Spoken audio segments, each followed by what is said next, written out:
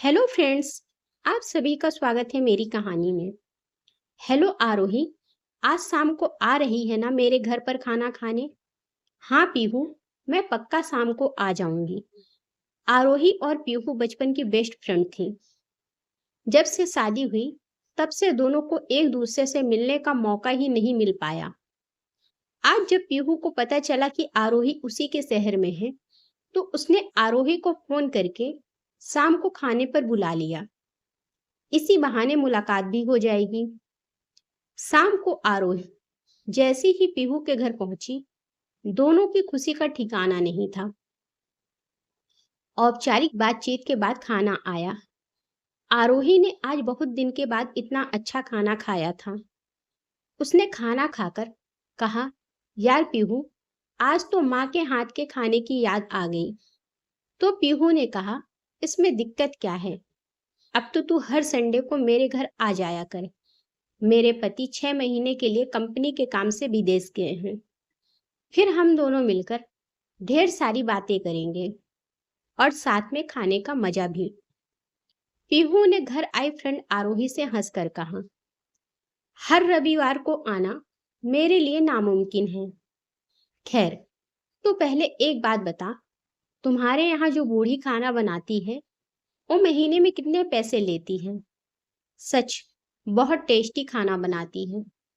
खाने के बाद भी मैं उंगली चाटती रह गई। उसे मेरे घर भी भेज दिया कर। जितने पैसे कहेगी मैं उसे दूंगी, क्योंकि मेरी सास बहुत बीमार है। खाना बनाने वाला कोई मिल जाए तो मुझे बहुत राहत होगी। बिना सहारे के वो बिस्तर से उठ नहीं पाती। हर वक्त उनके पास एक आदमी चाहिए। ओह, पर ये बूढ़ी। रसोई घर से आ रही बूढ़ी पर नजर पड़ते ही पीहू के मुंह की बात गले में अटक कर रह गई।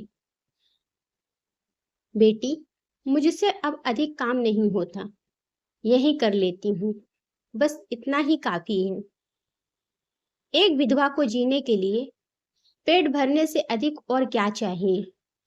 अपने जज्बात को संभालते हुए बूढ़ी ने दोनों के करीब पानी भरा जग रखा और रसोईघर वापस जाने लगी। कोई बात नहीं अम्मा, आप मेरी सहेली के घर को ही अच्छे से संभालते रहिए।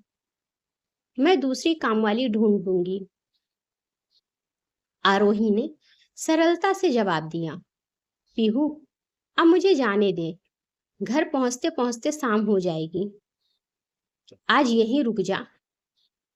पीहू ने प्यार जताते हुए आरोही से आग्रह किया।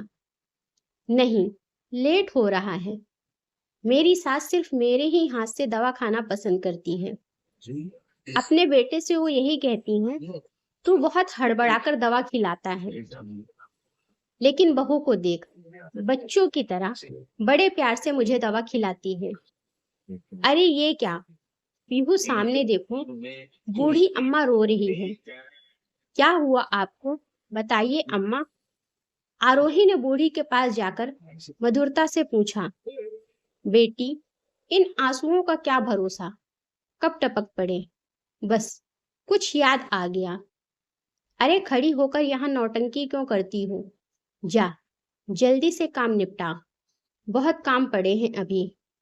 पीहू बूढ़ी पर बरस पड़ी। जाती हूँ बहू। बूढ़ी के मुंह से निकले अधूरे शब्द कान में पड़ते ही आरोही की आंखें चौड़ी हो गईं। प्रश्नवाचक दृष्टि लिए उसने पीहू से पूछा, अम्मा तुम्हारी सास है? परंतु तुमने तो मुझे। अरे पति की माँ को तुमने नौकरानी बना डाला। पीहू का सिर नीचे झुक गया। हे भगवान, पीहू, अब तो तुम्हें मुझे अपनी सहेली कहने में भी शर्म आ रही है। अब मैं यहाँ 1 मिनट नहीं रुक सकती। पता चला तुम इसी शहर में आई हो, सो अपने बचपन की सहेली से मिलने आ गई। परंतु धन दौलत के भंडार ने तुम्हारे माँ बाप के दिए संस्कार को धो डाला। ओह अम्मा, मेरे साथ चलिए। वहां आपको बेटी के अलावा एक बहन भी बात करने के लिए मिल जाएंगी। कहते हुए आरोही ने बूढ़ी अम्मा का हाथ पकड़ा। और बाहर दरवाजे की ओर चल पड़ी। लेकिन सामने दीवार पर टंगे अपने दिवंगत पति के तस्वीर पर नजर पड़ते ही बूढ़ी ठिठक गई। तेज हवा के झोंके से तस्वीर फर्श पर धड़ाम से गिरा।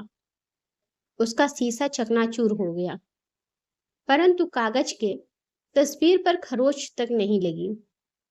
तस्वीर मानो विधवा से गुहार लगा रहा था, प्रिय, मुझे भी अपने साथ ले चलो। अब इस घर में मेरी जरूरत नहीं रही। बूढ़ी ने पति की तस्वीर को उठाकर सीने से लगा लिया और आरोही के साथ बेहिचक नए सफर के लिए निकल पड़ी, अपनों के बीच नया संसार बनाने।